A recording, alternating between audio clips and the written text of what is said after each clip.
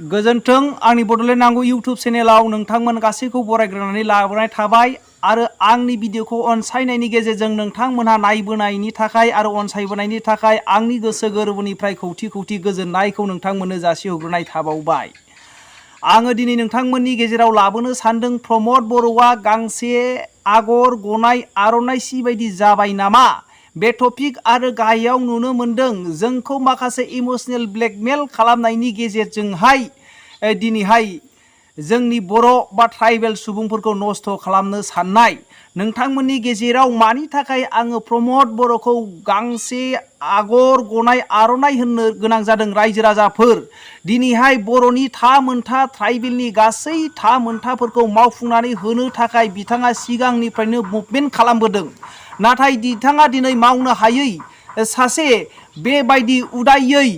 बे माने गाननानै मोनसे मिथिं दावथिङावहाय पारफरमेन्स खालामनो हायै बेबायदि उदायै गांसे ड्रेस बायदिसो जानायखौ जोङो नुदों रायजो राजाफोर जायनि थाखाय आङो दिनै बुंनो गोनां जादों आगर गनाय गांसे आर'नाइ सि बायदिसो नामा होननानै आरो मानि थाखाय इमोशनेल ब्लेकमेल होननानै बुंदों दिनै जुदि सनितपुर आरो बिश्वनाथनि सिमाखौहाय बारायनायनि बाथ्राखौ बुंदों दिनैहाय जुदि माखासे जनगोष्ठीफोरखौ सोयोब्ला माखासे 6थासो जातिफोरखौ सोयोब्ला सनितपुर आरो बिश्वनाथखौ सोनायनि लामा दं होननानै इमोशनेल ब्लेकमेल खालामनानै माखासे सुबुंफोरखौ एसटि आव सोनायनि टारगेट लानो हागौ रायजो राजाफोर नोंथांमोना कमेन्ट खालामहर आंनि नोंथांमोननि गेजेराव बे भिडिअ लाबोनाया थार नंगौना नङा दिनै जोंनि माखासे बर'नि दैदेनगिरिफोरखौ बर'फोरखौ लानानै बे बाथ्राखौ सान्थि दैखांगोन रायजो राजाफोर जुदि जोङो सिमा बारायनोब्ला जोङो माखासे जनगोष्ठीफोरखौ जोङो एसटि सोनांसिगोन नङाब्ला जोङो सनितपुर आरो बिश्वनाथखौ सोनो हानाय नङा होननानै बेबायदि बाथ्राया फैगोन रायजो राजाफोर दिनैहाय जायनि फलावहाय दिनै बर'फोरखौहाय धंस खालामनो थाखाय जेरैहाय थांनाय 1996 1998 आवहाय जोंनि आदिबासि बिदा फंबायफोरजों माखासे सुबुंफोरा खैसार खालामनानै बिदा फंबाय दिनै नांलाय खमलाय खालामदोंमोन बेबायदिनो एसटि जुदि जोङो बर' हारिनि माखासे सुबुङा दिनै होबथायोब्ला दिनैहाय बर' जातियानो नोंसोरखौ बेबायदि नासयगासिनो दङ होननानै खोन्थानायनि गेजेरजों दिनैहाय आदिबासि आरो बर'नि गेजेरावहाय बेबायदि खैसार खालामनानै राजनिति गेलेनायखौ जोङो नुनो मोनदों रायजो राजाफोर नंगौना नङा नोंथांमोनहा कमेन्ट खालामहर दिनैहाय जोंनि हाइ कर्ट सुप्रिम कर्ट गासैबो दिनै अर्डार हरबाय दिनै जोंनि ट्राइबेलनि हाखौहाय माखासे जुदि ट्राइबेल नङै सुबुंफ्रा दिनै सेनानै लानानै दङ साराय लाख बे हाखौहाय साराय लाख रायजो राजाफोर बे साराय लाख बिगासे बिगानै नङा साराय लाख हाखौनो दिनै गुबुन हारिफ्रा सेनानै लानानै दङ आरो दिनै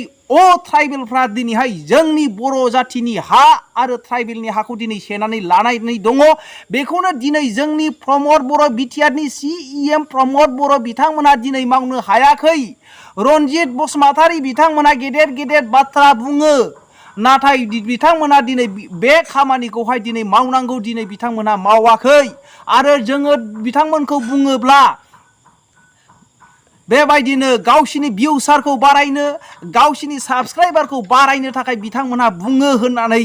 बिथांमोनहा बेबायदि सोंखारियो ससियेल मिडियानि गेजेरजों नाथाय जोङो बाय प्रुफ हिसाबैसो नोंथांमोननि गेजेराव भिडिअखौ लाबोयो रायजो राजाफोर जोङो सैमा फाग्लाफोर बायदि जोङो इउटुबनि गेजेराव ससियेल मिडियायाव ओंखाराखै दिनै 2012 आवहाय पन्डित कुमार जे बरा बिथाङा जे केस होनायनि गेजेरजोंहाय आरो बिसोरजों लोगोसे 2014 आव एड खालामनानै UTO United tribal organisation of Assam बिथांमोना केस होनायनि गेजेरजों 2014 आवनो जे अर्डार मोनदोंमोन बे 2014 निफ्राय आद रिभाइज खालामबावनानै 2000 डिसेम्बरनि 9 तारिख जे 2019 नि डिसेम्बर 9 तारिखआव अर्डार मोनदोंमोन साराय लाख हायाव जे मानसिफ्रा कब्जा खालामनानै दङ बेनिफ्राय होस्रांनानै एसटिनो होनांगौ होननानै गुवाहाटी हाइ कर्टआ अर्डार होदोंमोन नाथाय दिनै बोसोरनै बारलांबाय बिटिआर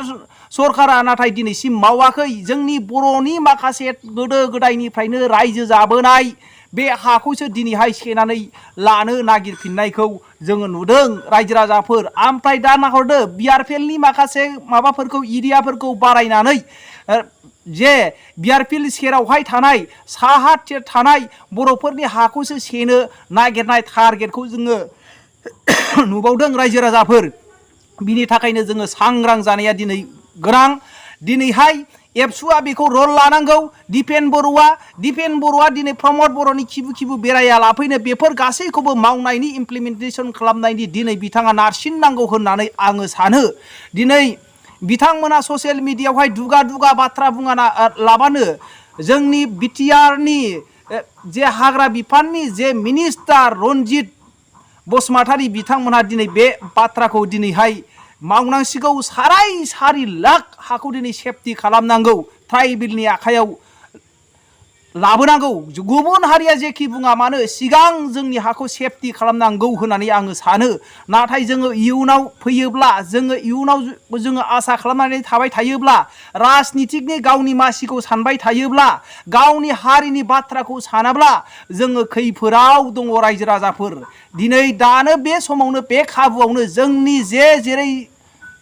हाइकर्टआ अर्डार होबाय, बे हाइकर्टनि अर्डारखौनो लानानै जेरैहाय इउपि, बिहार, हारियाना, एमपि, मध्य प्रदेश बेफोर जायगायावहाय दिनै बुलडुजार सालायगासिनो दङ। जोंनि ओनसोलावनो जेरै अर्डार मोनदों बे पुलिस आर्मिफोर लानानै सरकारनि हेफाजाब लानानै दिनै बे खामानिखौ इमिडियेट मावनांगौ होननानै आङो सानो रायजो राजाफोर। नोंथांमोनहा कमेन्ट खालामहर। नङाबा नाथाय जोङो नेक्स्टआवहाय गुबुन हारिया आरोबाव दिनैहाय जोंनि आसाम सरकारा एसटि सोनानै एसटिफोरखौ, एसटि नङै सुबुंफोरखौ एसटिआव हाबनाय लोगो लोगोनो जे जोंनि कब्जा खालामनानै लानाय ट्राइबेलनि हाखौ बिथांमोनाबो मोननायनि मोन्थाय फैगोन। बे खैसारखौ दिनै बर'खौ फोजोबस्रांनायनि खैसार खालामगासिनो दङ आसाम सरकारा रायजो राजाफोर। बिनि थाखायनो जोंनि गासै दैदेनगिरिफोरखौ जोङो सांग्रां खालामनांगौ। आरो नोंथांमोना कमेन्ट खालामहर। नोंथांमोननि कमेन्ट खालामनायजों लोगोसे सापर्ट खालामनायजों लोगोसे सानसे बिथांमोनखौ जुदि लोगो मोनोब्ला बे कमेन्टफोरखौनो लानानै बिथांमोनजों सावरायनो हानाय बायदि नोंथांमोना कमेन्ट खालामहर। दिनैहाय बिथांमोनहा मावथारनांगौ। दिनै दिपेन बर', बिथां प्रमद बर', रन्जित आरो केबिनेट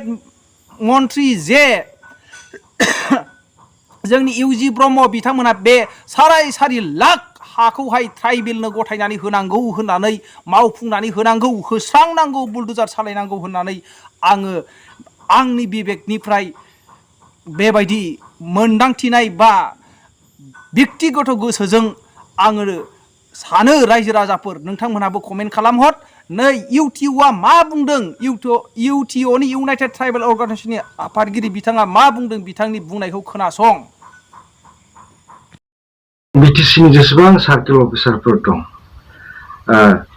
साफ्रोमबो सार्केल अफिसारनो बे माने हाइकर्टनि मोनसे अर्डारखौ हरदोंमोन।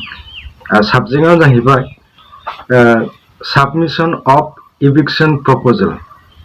ओमफ्राय रेफारेन्सआ जाहैबाय order dated 09/12/2019 passed by the Honorable Guwahati High Court in PIL No. 78/2012 ओमफ्राय बेवहाय प्रमद कुमार बरा भार्सेस द स्टेट अफ आसाम एन्ड आदार्स होननाय दङ। दा प्रमद बेवहाय बेखौ बुंनाय दङ। आरो बे जाहैबाय, आं लेटारखौ गासैबो फरायजोबब्ला, खिन्थु बेवहाय लास्टाव मोनसे माबाखौ लिरदों। बे पइन्ट बेखौहाय जोङो गोसोआव लानांगोन बा बिराद इम्परटेन्स। बे लास्टाव लिरनाया जाहैबाय, this may be please to treated as the honourable high courts most urgent होननानै बुंदों। ओमफ्राय yours faithfully secretary Bodoland Territorial Council Kokrajhar. दा बेनि सोमोन्दै जों बेखौ फंनैसो आं बुंनो सानदों। बे जाहैबाय प्रमद कुमार बरा होननाया 2012 सनावहाय बिथाङा आसामावहाय जेसेबां इलिगेल इनक्रचारफोर दं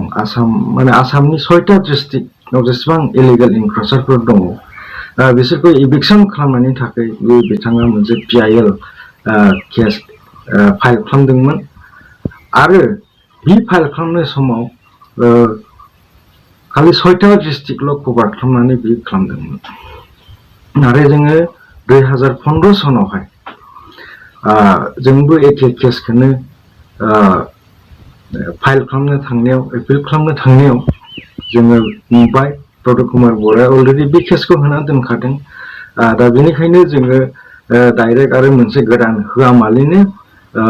जोङो इन्टारलकेटरि लेटारनि दारै बेखौहाय जोङो बे केसावहाय हाबफानाय जादों आरो बे हाबफानायनि खारनानो जाहैबाय प्रमद कुमार बर'या जे जोंनि BTCनि मोनब्रै डिस्ट्रिक्ट बै समाव मोनब्रै डिस्ट्रिक्टमोन आरो बाद बाखि 6टा डिस्ट्रिक्टखौ बियो नागारनानै आसामनि 6टा डिस्ट्रिक्टखौ नागारनानै खालि 6टा डिस्ट्रिक्टनि थाखायल' बिथाङा बे PIL खौहाय होदोंमोन आरो ओमफ्राय दा नाथाय जों बेनिखायनो जोङो बे इन्टारलकेटरिनि दारै हाबफानानै जों हाबफानाय लोगो लोगो बेवहाय जोंनि इनक्लुडिं जोंनि BTCनि मोनब्रै डिस्ट्रिक्ट आरो गुबुन आसामनि 6टा डिस्ट्रिक्ट हाबफानानै टटेल 10टा डिस्ट्रिक्ट जादों दा नैबे खेत्रआवहाय जोङो सम सम नुयो माने बयबो प्रमद कुमार बर'या खौसो होदों होननानै सानो नाथाय आं दिनैहाय नोंथांमोननि दारै नैबेखौ क्लियारिफिकेसन होनो सानदों ओमफ्राय लोगोसे अलरेडि गुवाहाटी हाई कर्टआ 9 डिसेम्बर 2019 आवनो अर्डार होखाबायमोन नाथाय बिराद दुखुनांथाव बाथ्रा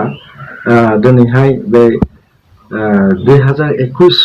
सनावहाय जेनाखि मोनसे लेटार इसु जादोंमोन नैबे लेटारा बेखौहाय दिनैसिम मोनसेबो स्टेप मावनाय जोङो नुवाखै दा जोङो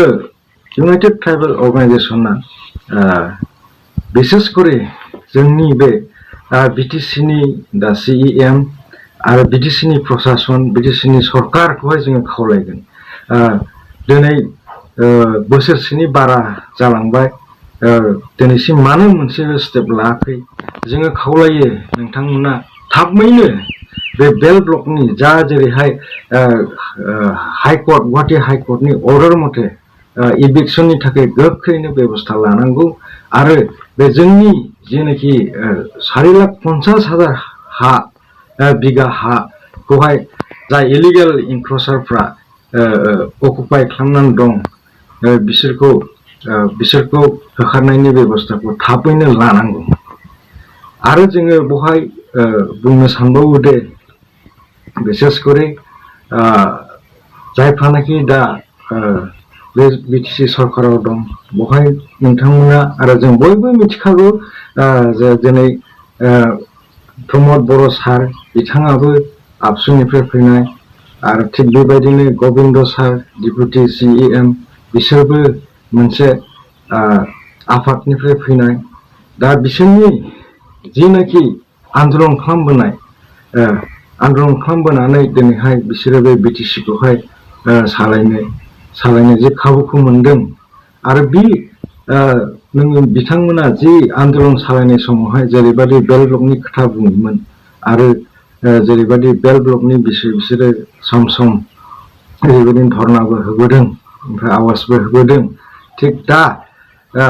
पावाराव नोंथांमोना दङ नोंथांमोननिसिम खावलायनाया बेनो गोख्रैनो नैबे लेटार हिसाबैहाय जेसेबांनाखि सार्केल अफिसारफोर दङ BTC ओनसोलावहाय बे समावहाय डिस्ट्रिक्ट मोनब्रैमोन दाथ' मोनबा जाबाय बे मोनबा डिस्ट्रिक्टनि BTCनि मोनबा डिस्ट्रिक्टनि जेसेबां सार्केल अफिसारफोर दं बिसोरखौ इमिडियेट बिनि सायावहाय नैबे लेटारनि सायाव हाइकर्टनि अर्डारनि सायाव इभिक्सननि थाखाय खामानि मावनो अर्डार होनांगौ होननानै जों नोंथांमोननिसिम खावलायहरनाय जाबाय आसा खालामदों जोंनि UTOनि बे खावलायनायखौ नोंथांमोना खोनासंगोन आरो जोंनि जिनाखि 4,50,000 बिगा हाया गुबुननि दखलाव दं बेफोरखौ नोंथांमोननि दारैनो जेन बेखौ मुक्त खालामनो हागोन बेखौल' बुंबाय अन्नानै जोंनि खोथाखौ एसे सिरियास हिसाबै लादो आरो बे जेनाखि खामानि जेनाखि मावनांगौ खामानिफोर दं थाबैनो मावनो थाखाय आरोबाव खनसेबाव आङो इउटुबनि जानानै खावलायबाय